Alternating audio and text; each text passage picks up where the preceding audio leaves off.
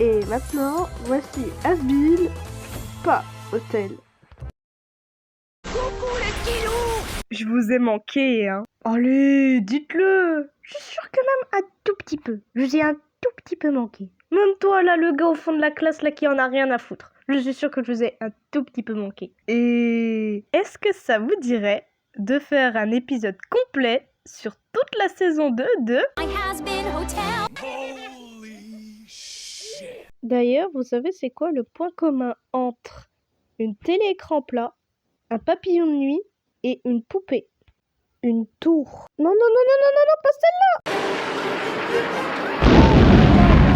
Ah, mais non, 22 Dieu, je voulais parler de celle-là! Oh, regardez-moi cette tour, elle est jolie, elle est belle! Elle est jolie, elle est belle beauté! D'ailleurs, cette tour de Pise, elle abrite 3 grands méchants, dont Monsieur Tête de Télé. Évidemment, c'est celui dont on va le plus parler, hein? Évidemment. Ce n'était pas comme s'il était à la tête de l'affiche de la série. Non! À peine. Non! Je suis sûre que même un aveugle l'aurait vu. Vraiment. Sinon, en parlant de Vox, il a l'air de plutôt bien s'amuser avec son nouveau joujou, non? Non, mais regardez-moi ce... qui est en train de s'amuser avec son petit... Et B, je savais pas qu'Alastor était aussi connu que Angel Dust au niveau de la prostitution. Et je suis désolée, mais on va devoir parler de ça. Vous l'avez tous remarqué, moi y compris. Vous avez pas la légère impression que Vox a un petit kink sur Alastor? Et encore un petit kink, ce serait vraiment ne pas pouvoir peser mes mots. Je dirais que ce malade mental a un sérieux problème avec Alastor, oui. Et je vous entends là, vous. Oui, vous là, les fans de Vox. Je vous entends riposter parce que je l'ai traité de malade mental. Mais c'est la vérité. Vous le voyez comme ça. Il a l'air tout gentil, tout mignon, tout pipou. Mais vous méprenez pas.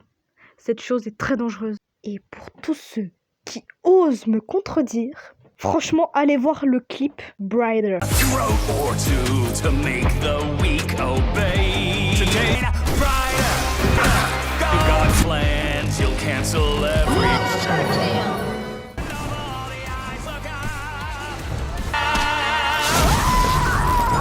Voilà, hein? On pourra pas dire que je vous ai pas prévenu. Bon, c'est pas tout, on s'amuse, on rigole, mais si on faisait un petit tour du côté d'Alastor? Non, mais parlons-en de ce mec. Il aspire la sympathie, non? Oui, bon, ok, il est pas mieux que Vox. Je vous l'accorde. Il est cannibale, il a déjà tué des gens, il a fait un pacte auprès de Rosie pour pouvoir être le pêcheur le plus puissant de tout l'enfer, et il est calculateur et manipulateur. Et un poil fils de pute quand même. Mais pourquoi donc il mérite-t-il une si grosse insulte de ma part? Eh bien pour ça, on va faire un petit tour dans le passé. Et ouais, t'as vu, je réutilise des références du Crazy Bomb World. Sauf que moi... Moi, j'innove, moi, monsieur. Après qu'Alastor s'est littéralement foutu de la gueule de Vox, car, je cite, il le trouve pathétique de faire équipe avec lui, ce qui lui coûtera un accueil chaleureux de la part de notre ami Monsieur Tête de Télé 70 ans plus tard. Par contre, on en parle de leurs retrouvailles des plus... pimenté. Mais c'est vrai, regardez-les, on dirait qu'ils ont claqué une levrette depuis 3 heures. Ça a même été approuvé par Valentino. You two should just fuck already. What? Am I wrong? And can I film it? Ok. Je force peut-être en ne faisant que de parler d'Alastor ou de Vox. Et si à la place, on regardait au niveau de Charlie Morningstar et de sa chère et tendre petite vague. Oh, regardez-les, elles sont toutes pipou. J'espère que la petite Chacha n'est pas trop affectée par la mort de Sir Penchos. Je suis sûre qu'un tel drame n'a pas causé autant de peine chez cette merveilleuse personne. Faux! En réalité, si, hein, elle est en dépression totale et elle est complètement incontrôlable, cette gosse.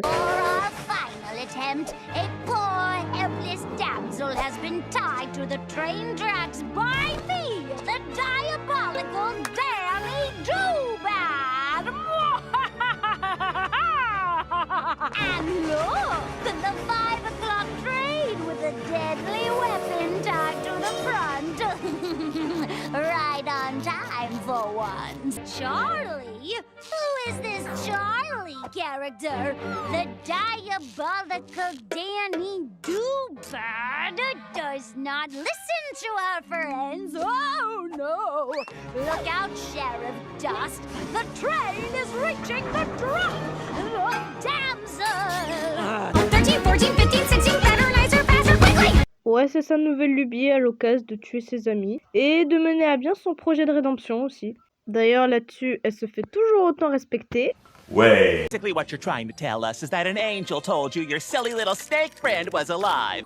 Charlie Morningstar claims that sinners deserve to be exterminated. Bon, ça, c'est encore un problème à régler. Donc, entre Cathy Killjoy qui est en train de se foutre de sa gueule littéralement parce qu'elle veut faire un projet de rédemption et que Lévise n'arrête pas de déformer ses propos, ce qui rend au passage la voix de la princesse complètement incrédible, plus la mort de son ami Serpentius, tu te doutes bien que la petite Chacha commence à être en dépression et que ça ne va pas aller en s'arrangeant. Elle va s'engueuler avec tout le monde, notamment avec son père, avec Vaggie, et elle va perdre toute crédibilité envers son peuple. Et évidemment, accentuer la dépression, pleurer, pleurer et pleurer. Tu me diras, un petit peu comme Cherry Bomb quand elle a appris que Serpentius était mort. Excuse-moi Vox, mais sans vouloir être méchante ou désagréable, je ne pense point que tu sois autant attristé par la mort de Serpentius. Donc, je pense que ça ne t'est pas destiné. Fuck you. Et tu vas rester poli.